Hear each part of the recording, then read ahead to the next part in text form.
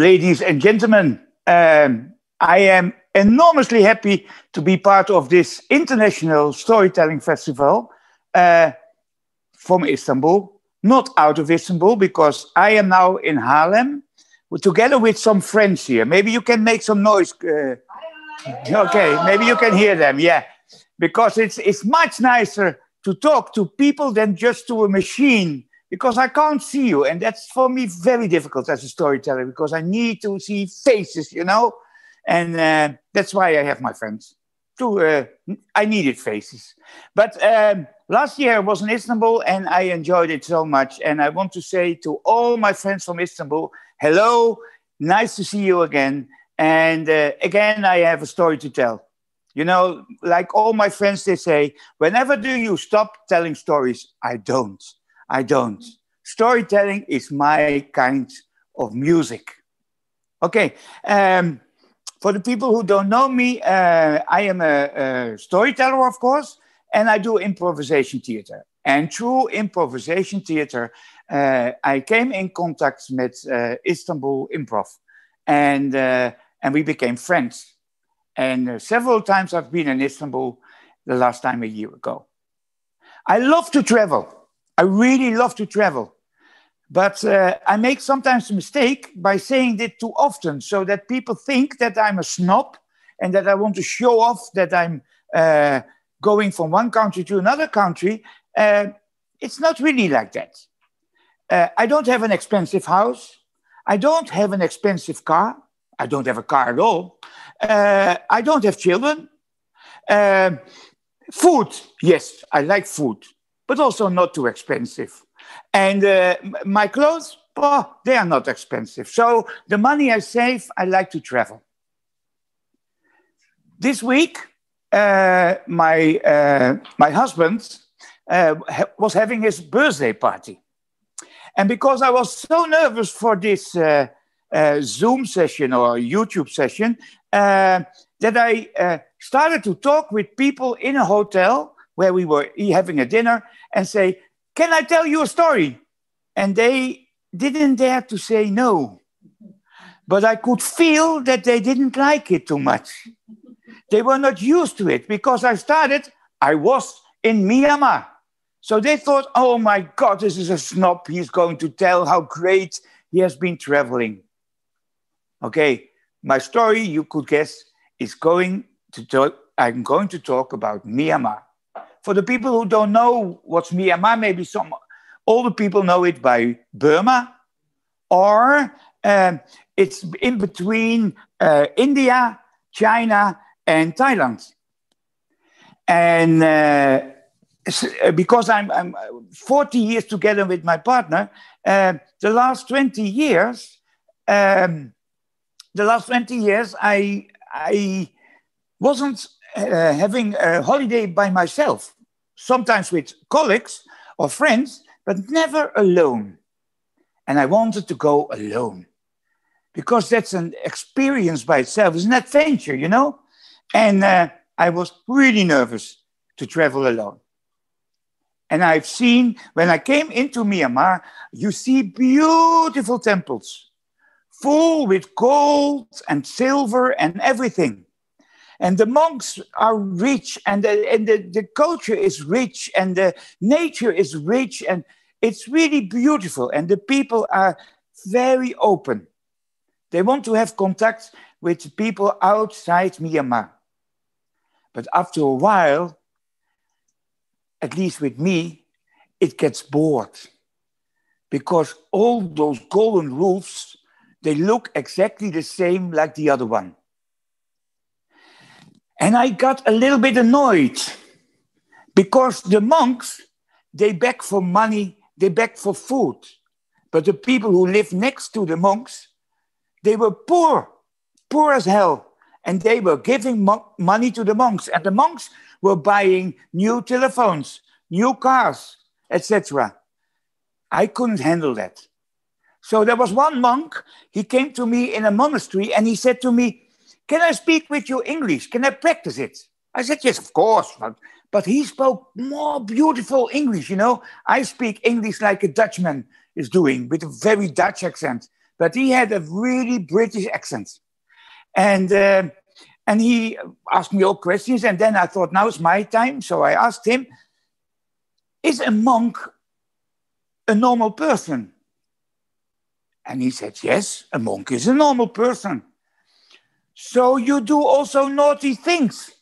I said, because every person is doing naughty things. And he looked at me, and he looked around, and he says, yes, I do naughty things. I said, what do you do? Once in a month, I go to a woman, and I pay for sex. My God, that was a monk saying that, who was not allowed to have sex. And I said, wow, you're really honest.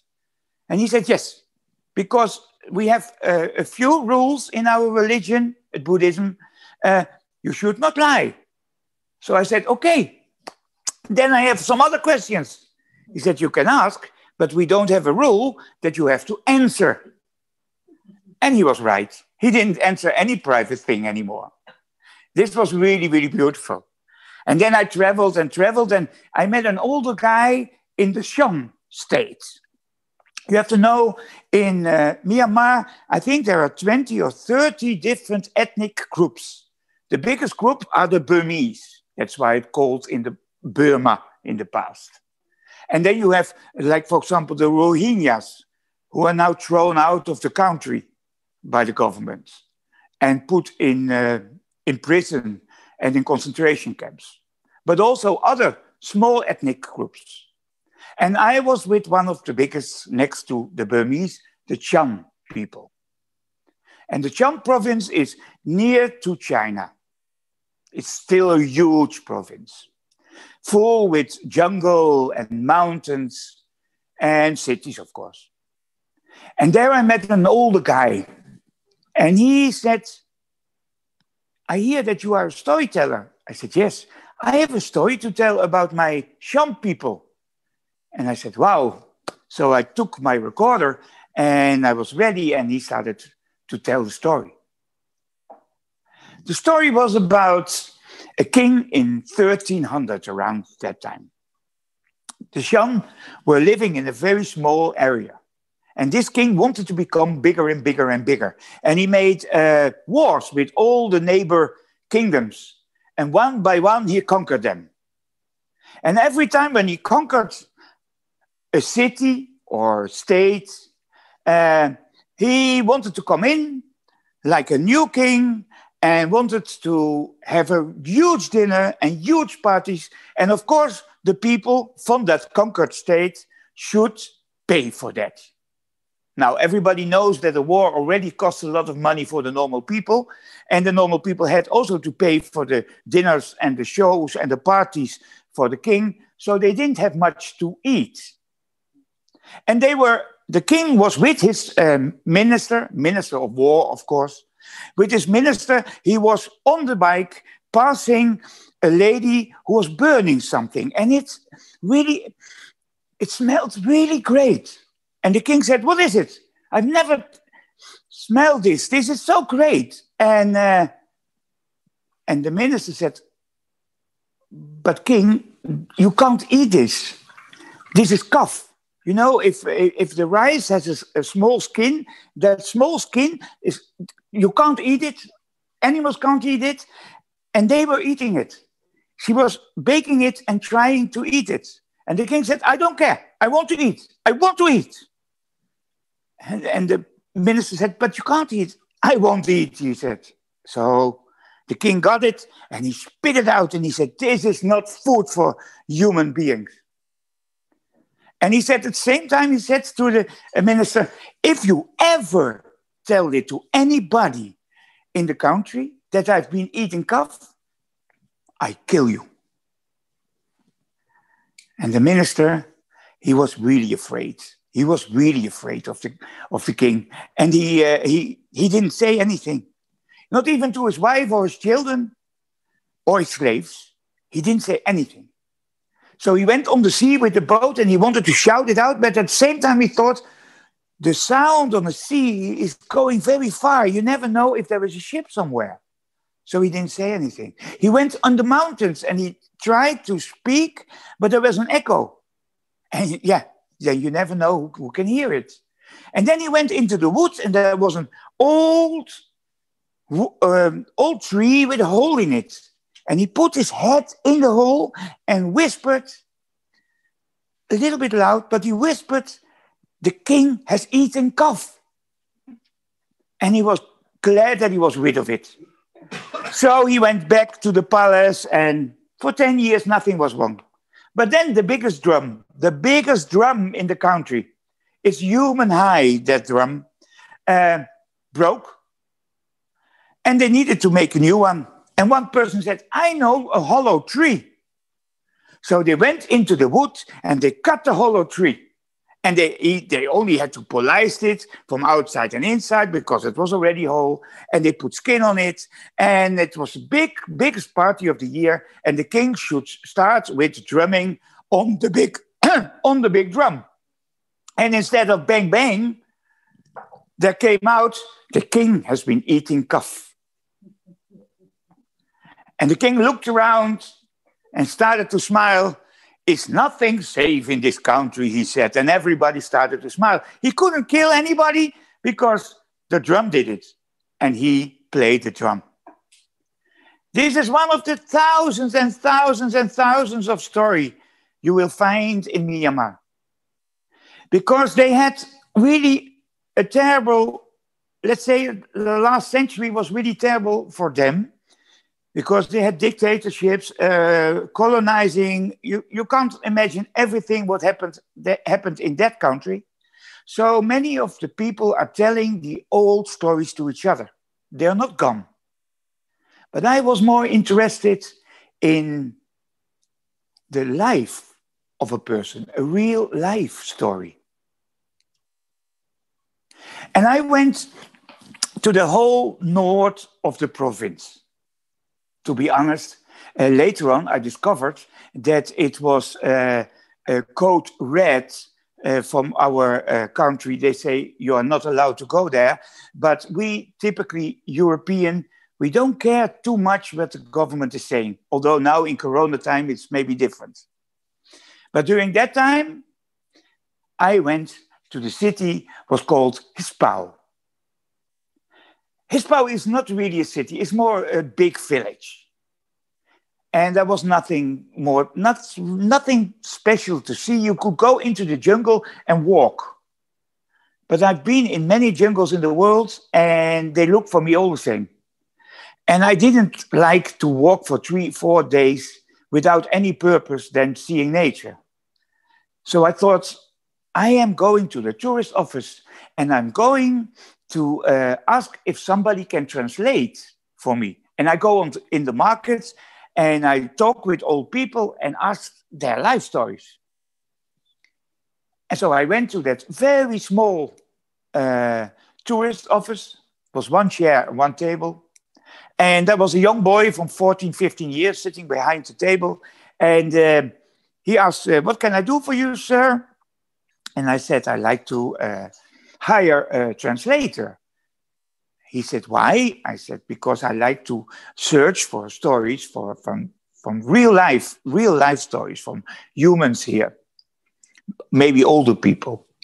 He said, "But tourists don't like that." I said, "I'm a tourist and I like that." "Yes?" And he said, "No, but tourists don't like it." And we kept going on for a while. And then he said, then I thought, he doesn't like it because he's young.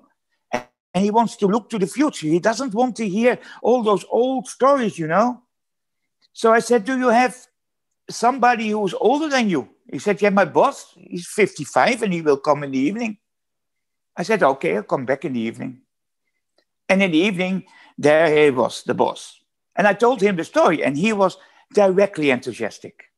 He said, "Nobody has been asking that. This is so beautiful. All the tourists, they all want the same thing. I love it," he said. "But what kind of people do you want to hear, to speak with?" I said, "Somebody who likes to speak, of course. That's more easy." He said, "I know somebody. Next to the school, there's an older," he said uncle, but with his age, if you are 20 years older, you call older people uncle, you know? And so We went there the next day at 7 o'clock in the morning, me behind the mopeds. We went to the edge of the village from Hispao. And we entered a big place with a fence around it and a gate. And next to the gate, there was a wooden house. And outside the wooden house, there were 2 or 3 bamboo chairs and one, let's say, bamboo bed. Without mattress, but a bamboo bed.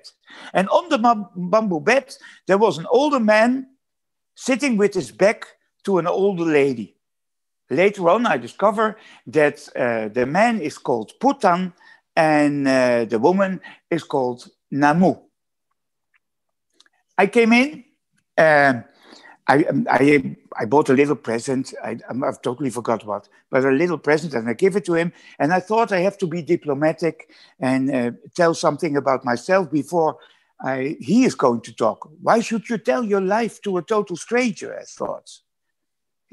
Nothing of that case was. I came in, I gave him the present, and he said, "Sit down, I'm going to talk." He was willing to talk. He loved it. It started, let's say, at 7:30 and it ended at 4 o'clock in the afternoon. And he kept on talking. Of course, everything needed to be translated, but he kept on talking.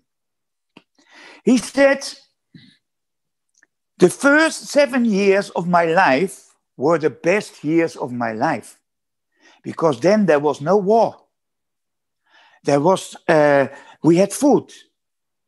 There were no guns. We all worked together. Those were the best 7 years of my life. You have to know, I'm born in 1921. So I was counting, and I'm not so really good in counting, but I discovered later on that he was 98 years old. So you have to imagine, only 7 years of your life, you lived in peace. He said those first 7 years were so great. We had twice in a year, we had a harvest. And I was carrying the water buffels, and I had to work all the time. But when the harvest was done, we all went to the edge of the jungle. And there the buffaloes could eat. And we kids, we all played together. We fight together. We did competitions and everything, you know, fighting, dancing, playing drum, singing. And of course, I was the best in dancing and drumming. Yeah. He said, that's how I am. And I didn't doubt about it, because who am I? He was so enormously proud about himself. And he said also, and in the raining season, I always went to the monastery and they teach me how to drum. And of course, I became the best of Myanmar, and they paid me. And I traveled around in my country because I'm the best drummer. So during raining season, I got so much money that I could live easily. Yeah. And then the British were ruling Burma, and all the people were getting a little bit annoyed about them. They behaved snobbish. They behaved like the Burmese were their slaves. And the Burmese, or the Cham people, whom I was, are proud people, you know. So there became a resistance. And it was in Hispao, Putan, he was asked by the prince. He was asked by the prince to be his soldier. So when he was 8, 9 years old, he became a soldier. And he had to protect the villa on the edge of Hispao. And he was there 24 hours. As a soldier, you don't have a private life. So he was there, a soldier. In 1942, life changed for him. The Japanese came inside Burma. He was still a soldier of the prince. The prince was, by the way, a very diplomatic man. He invited before the British people to have dinner with him, and he negotiated about everything, and he did it now with the Japanese. He was negotiating for the village, so that the village people could live in peace. And in the beginning, they didn't care if they were Japanese, because what's the difference? There's the British people who rule above you, or the Japanese. You have to follow the rules of the one or follow the rules of the other one. And they understood the Japanese much better because they are Asian, you know? And so in the beginning, they were really happy. But bit by bit, the stories came about raping, about torture, about all bad things came. And also the prince was hearing about it. And he said to Putan, go to the villages and say to them that the women and the older people and the children have to go slowly, bit by bit, into the jungle and stay there as long as the Japanese are here, because it's not safe for them. And bit by bit, it took a while before the Japanese realized it. The village became more empty and more empty. And before it was totally empty, the Japanese came to the prince and said to the prince, okay, let's make a deal. There are people running out of the village. We can go behind them and kill them. That's very easy for us because we're used to the jungle. You know, we find them. Or you let some 20 or 30 youngsters stay here and work on the rice fields for us. So there's a choice between you, all those youngsters, or we kill everybody. Of course, the prince said the youngsters. And of course, Putan was one of them, logically. Putan was also one of them, and he was the contact person for the prince, the villagers, and worked on the fields as well. So he needed his 24 hours of working, you know. And but he discovered strange things with those Japanese people, strange habits. Because, for example, when they eat an ox, they only eat the legs. The rest, they didn't like it. That was not, how you say it, safe or holy or whatever. They didn't like it. And the villagers in the jungle were hungry. So he said to the prince, Prince, can we not use the rest of the ox for the villagers? And the prince went to an older man, and an older man, because the Japanese had some respect for the older people, came and begged for the dead ox, which was left. And so once in a while, half an ox went into the jungle. And you can say everybody lived happily ever after. How impossible it is during the Second World War. But then, around 45, all the people, also the rich people, were against the Japanese. One of the reasons why they were against the Japanese was if the Japanese came into your house, the next day there was some jewelry left, or some gold or silver or whatever.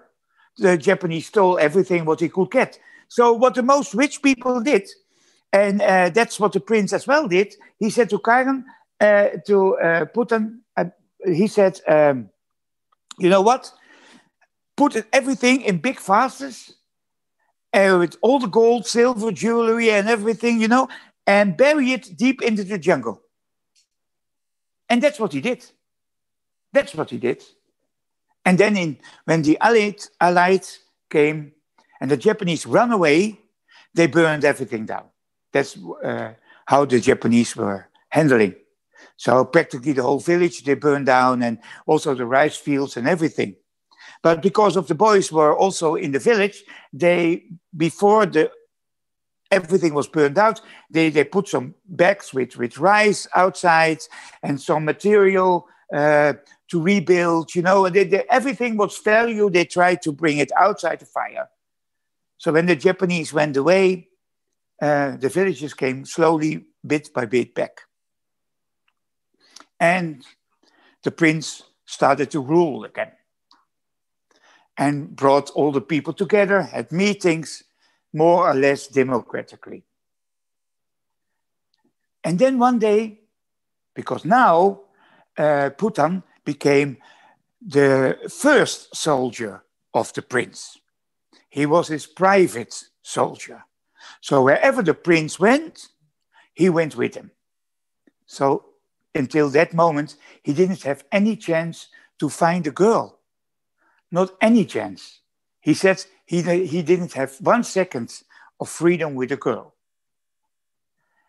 And he smiled a little bit. I'm not sure if he had secretly a second with a girl or not, but okay, let's believe what he said.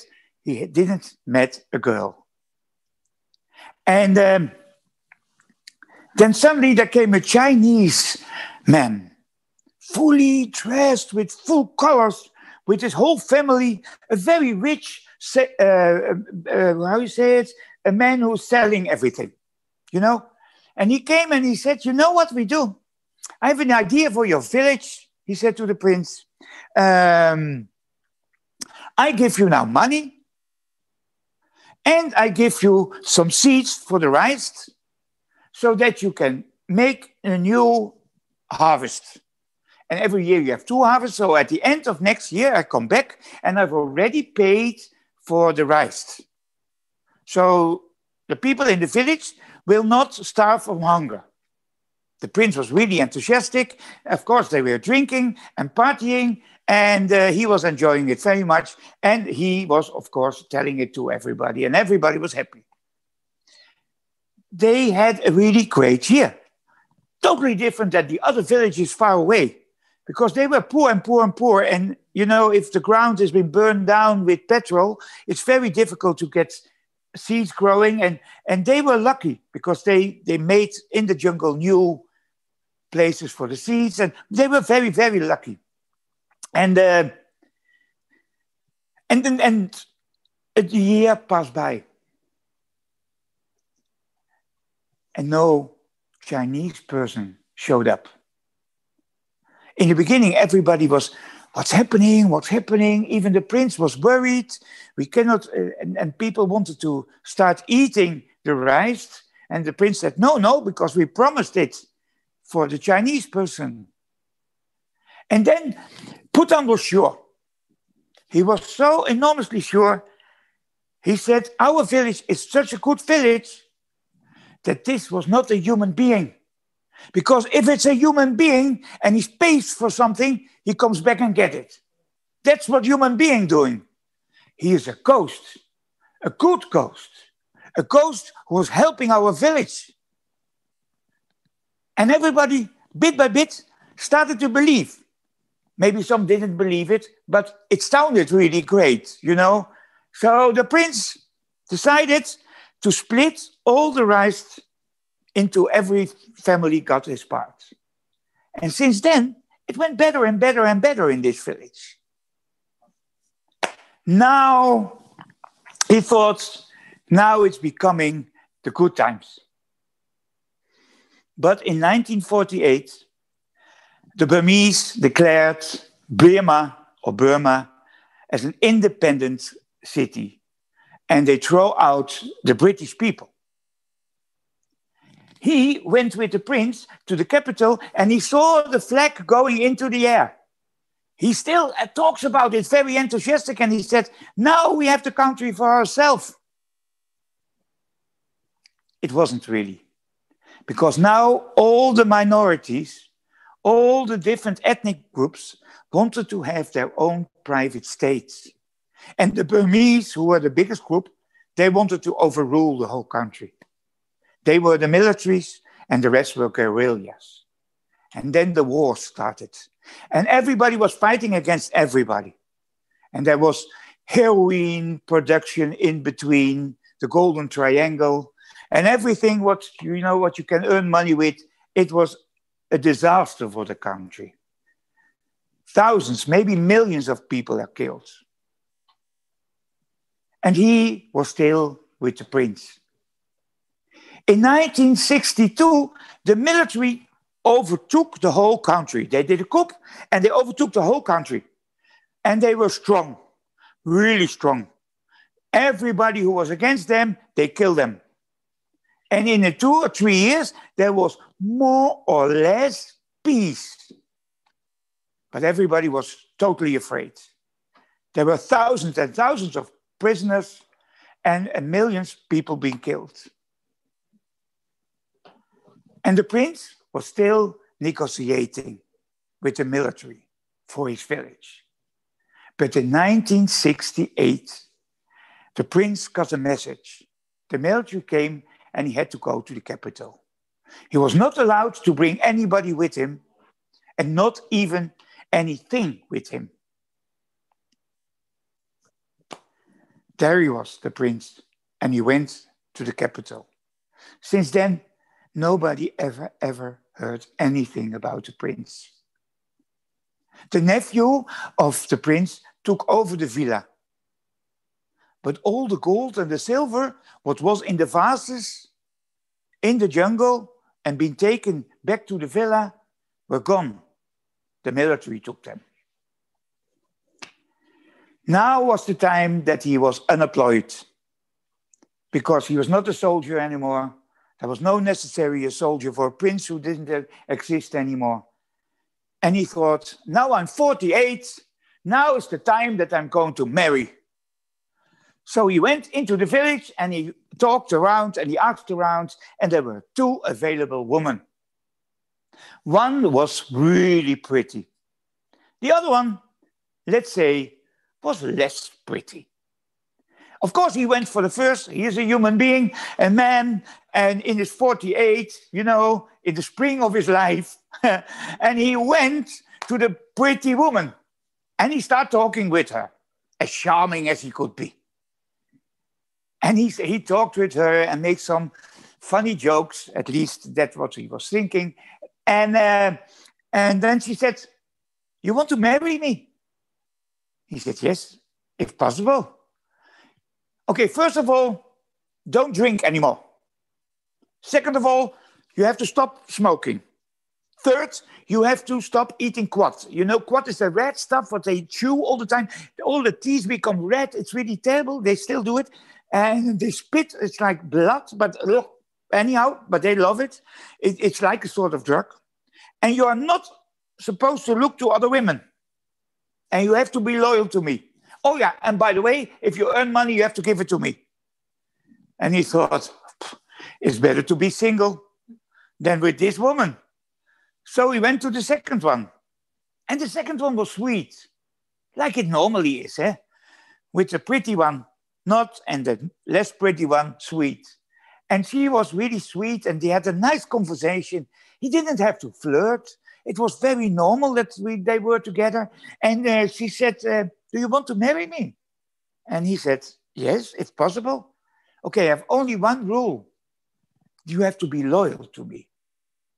You can drink, smoke, quat, use your money, even flirt with other ladies, but have to be loyal to me." He thought, this is my lady. This is my lady. My time is coming now, he thought. So they got married with all the things around it. And then he thought, you know what? I'm not sure if the prince looked for all the pots with gold. So he went into the jungle and looked where he buried all the pots. And there was one pot left with gold. So he had a wife. He had a pot full with gold. And he thought, I buy this part of land. I make there a nice wooden house. I buy some materials so that I can make the house by myself. And I also make a school because he couldn't read or write. And that's what he missed all his life. And he wanted something to do for the village back. So he made a whole school. And he put his house just near to the gates. That's the place where I found them. And they were happy. And he became a good carpenter. With all his material, he was very handy and he was very good carpenter. And then after 3-4 years, the woman got malaria and TBC. And she died in between a half year or something. He was really, really sad. He didn't want to look to other women anymore because he loved his wife. He really loved his wife. And he missed it that he didn't have children. But you know what? The school was very busy. So every day when the children were passing by, they say, hey, grandfather. And they sometimes brought food for him. And that was the way he was eating. And also, he worked as a carpenter for other families, you know, so that he was not a lonely person. Well, he was a very social person. And so he was been sent to Manu's house. Manu was married with a rich man, you know, not very rich, but a rich man. And they had 3 children, 3 sons. And he did some, the door was broken, or, you know, all that sort of things what carpenters do. And he came so every half year to Manu's house. And with Manu, she was really happy with her children and with her husband. Her husband died. She was really sad. And almost at the same time, the Korea movement started to come to her house and ask for the 3 sons that they had to be part of the Korea movement. And the military came almost at the same time and asked for the 3 boys. She didn't know what to do. She didn't want to send the boys into the war. So she said to the boys, okay, here you have some money, go over the border to Thailand and never come back. And they were right on time, because a year later, you couldn't pass the border anymore because the military regime blocked all the borders. And her husband died. And there she was, alone, in a big house. And there was something else. She discovered that she forget a lot of things. So she went to the doctor, and the doctor said, I think you have Alzheimer. And she was crying and feeling lonely, very, very lonely. And at that moment, Putan came into the house. And he had to do a job. But she loves to cook. She's really good in cooking. And now there was somebody coming to eat. So she prepared a lot of nice food. And he enjoyed it, because if there was something what he couldn't do was making food. So the job what normally takes a day, took now more than a week. Because every day good food, that pays well. So they start to talk to each other and telling each other's life stories. And at the end, Manu was crying and saying, imagine that I forget everything.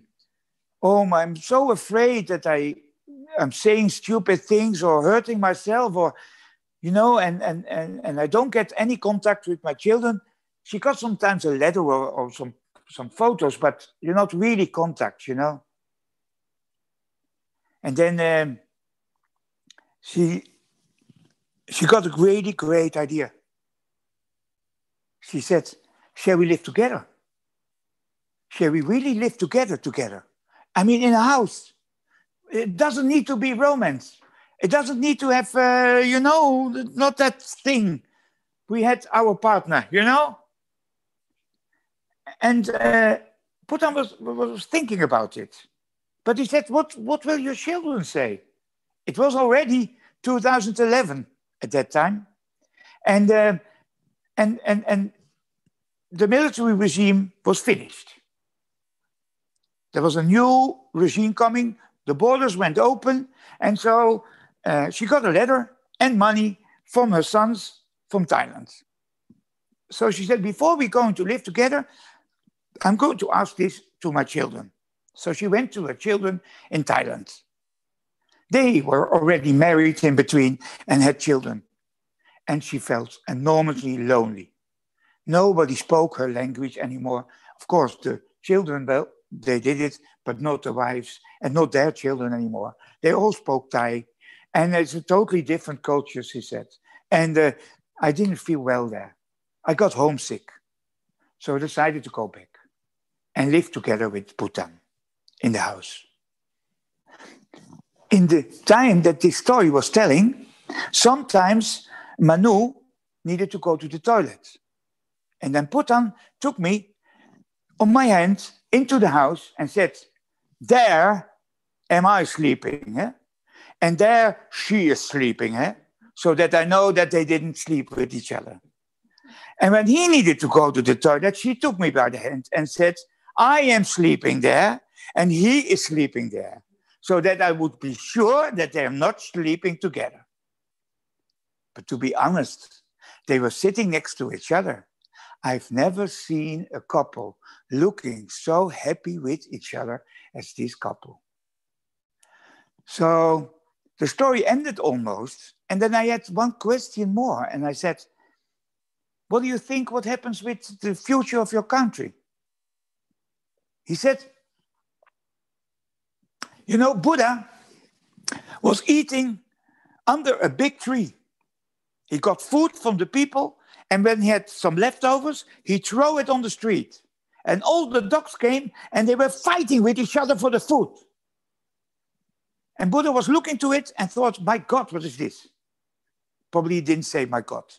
But anyhow, he said, what is this?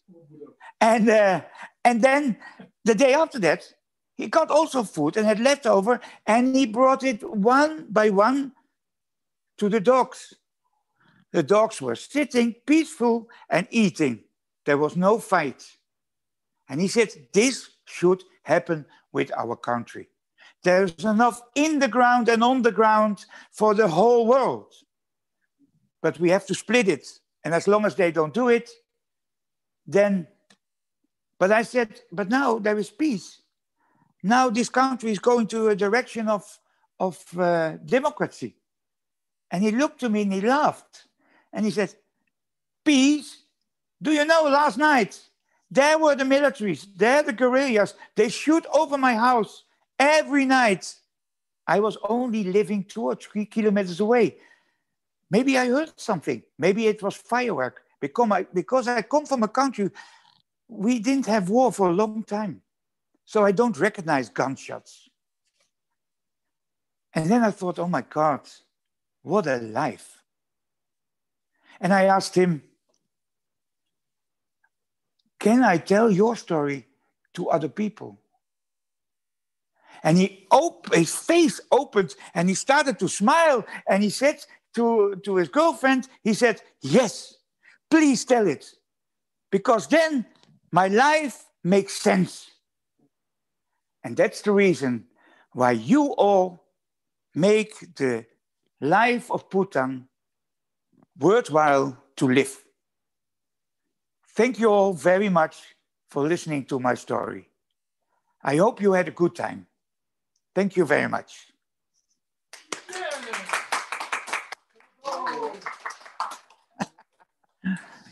Now,